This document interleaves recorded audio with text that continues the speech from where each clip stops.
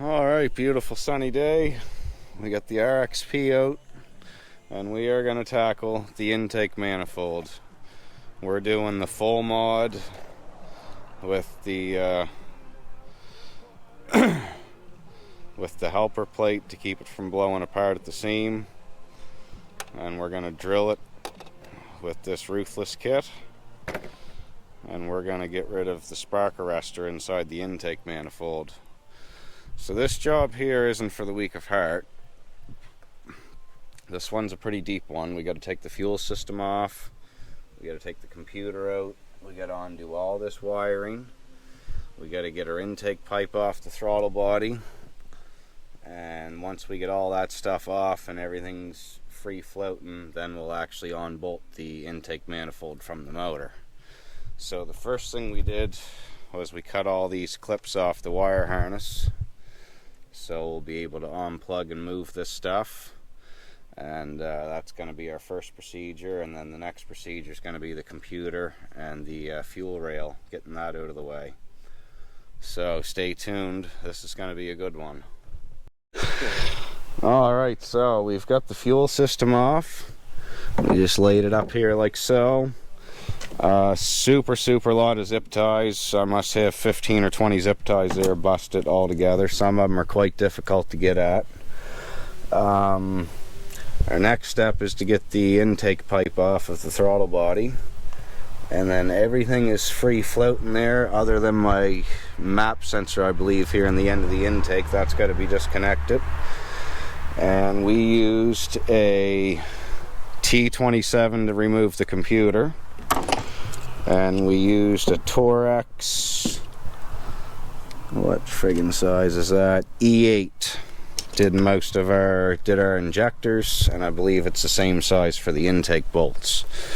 So not a super lot of tools required, just a lot of aggravation and trying to move everything so you can extract it and get it out there.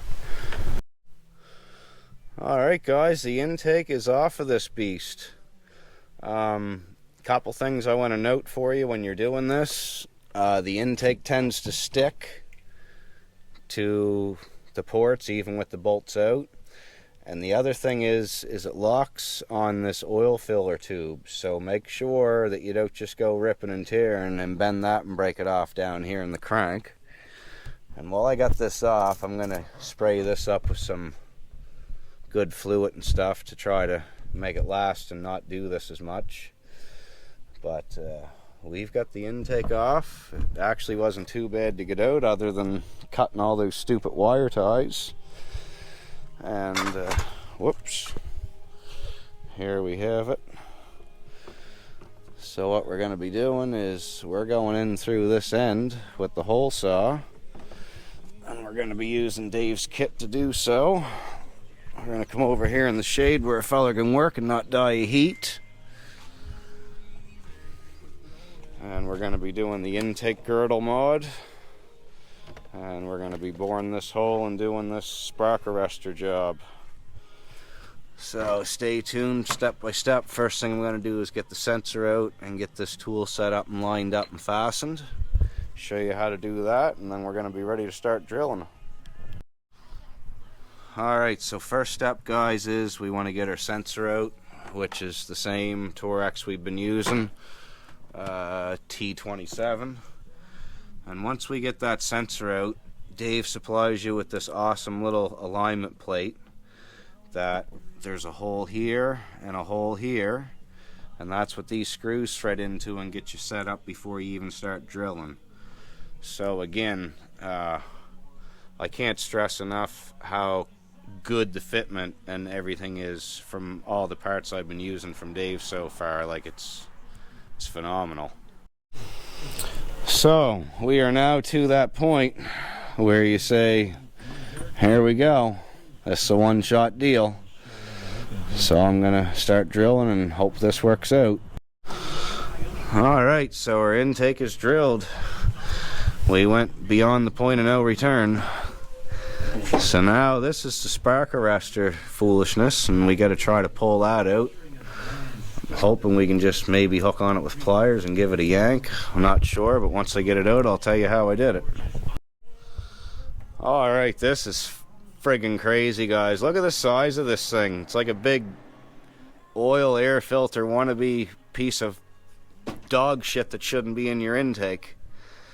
So now we got to get this sealed up, cleaned up, and put her back together, and I bet you this thing's gonna have a whole new attitude to it with that out. It's got to. Alright guys, so when it comes to capping, there's 2 O-rings in your kit. The one O-ring goes on this end. The other O-ring you gotta fit in here where my thumb is. You can hardly see it that I got it in place, but it fits around the outer edge of this cap, not in tightly, so it's a bit of a job to get that in there, but I did it before I started the video. So now we're ready to line this up the way we want to set it in, cap it, and then we're going to put our clamp piece on to hold it.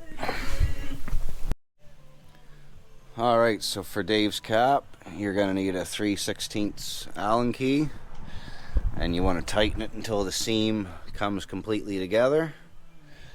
And it was kind of a 2-person operation. It kept wanting to try to pop up on me, so I had to get somebody to hold down onto it to get it started.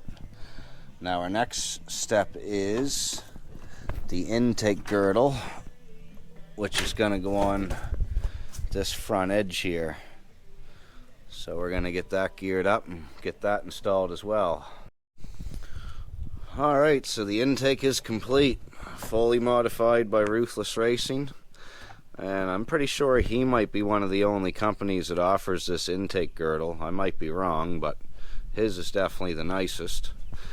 And we've obviously deleted the spark arrestor, so that's now gone. So now we are ready to lay our gaskets in, and this baby's ready to go back in the machine and put it back together. Here's a good one for you guys, because I know I'm going to get a lot of views in this video. There's the ear off of my pump, so I get a bit of a dilemma there to deal with, but we'll get there. So we finally got it all back together. I'm not going to break it down on all the steps putting it back together. You've seen how I took it apart, but both pieces, the girdle and this end cap, was a little bit tight and a little bit tricky to get started. And the girdle, make sure if you install it that you draw it completely tight all the way. It'll kind of snap in place as you get a few of the bolts tightened up. Big key when you put the intake back in, make sure your wires are up on the top. If you get them down below, then your wires won't reach over here and you won't be able to get this sensor to reach either. But pretty simple to put it back together. Intake, lay the wiring out, stick the fuel rail on, stick the computer on, charge pipe or intake pipe, whatever you want to call it, plug the throttle body back in, plug this other sensor back in, away you go. So that's the intake mod, and that's all the mods you do to the intake. The plate is for high boost applications, so the intake's known to blow apart at that seam, so that prevents that from happening. So all back together. This is the only piece you should have left. This is the old bolt that used to hold this sensor in the end of the intake, and Dave supplies you with a new actual fine threaded bolt for that.